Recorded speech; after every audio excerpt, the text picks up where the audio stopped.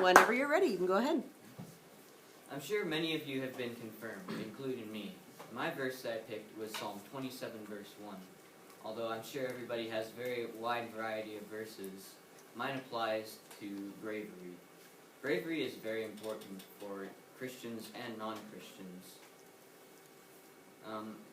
The NIV Study Bible states in Psalm 119, verses 105, that the Lord is a lamp to my feet and a light to my path.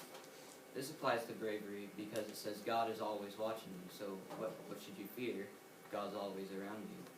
He's there to protect you from anything that could go wrong.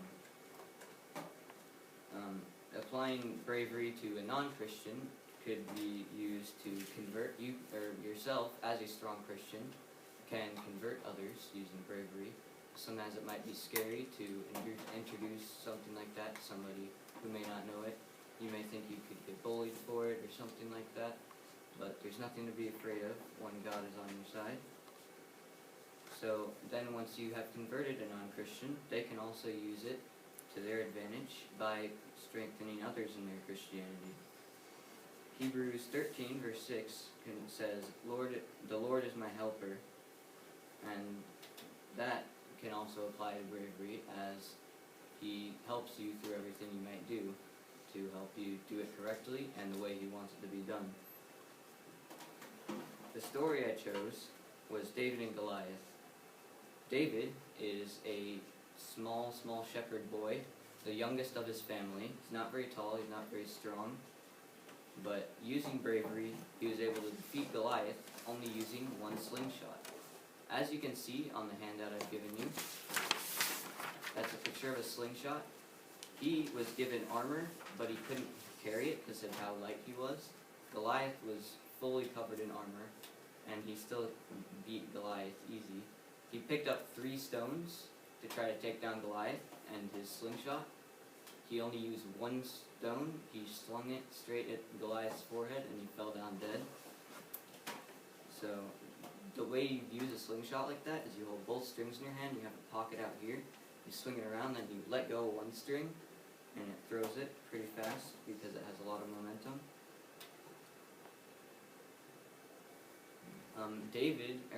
Goliath was 6 cubits tall, which is equivalent to 9 feet.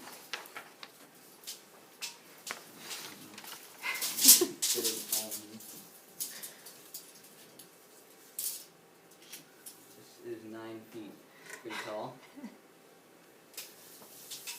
And like I said, he had full armor, including a shield. Psalm 18, verse 28 says, the Lord keeps my lamp burning. David was a very young boy who probably didn't have much hope in winning this fight, but he trusted God to keep him safe, using bravery, a lot of bravery, and still won. God protected him through this time by allowing him to hit his shot perfectly, straight in Goliath's forehead, and the one place that it would kill him. Anywhere else, he would have been protected by armor.